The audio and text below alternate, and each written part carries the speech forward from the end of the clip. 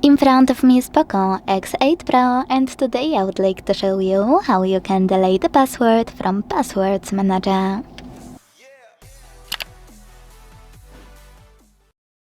Firstly, you need to open Settings and scroll to hit Google.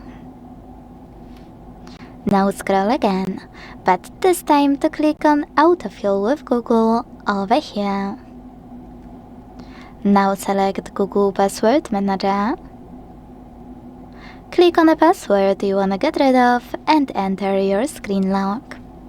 Lastly, hit delete twice. First, over here, and second, in the pop-up. Thanks so much for watching. If you enjoyed this video, leave a like, comment, and subscribe. Bye!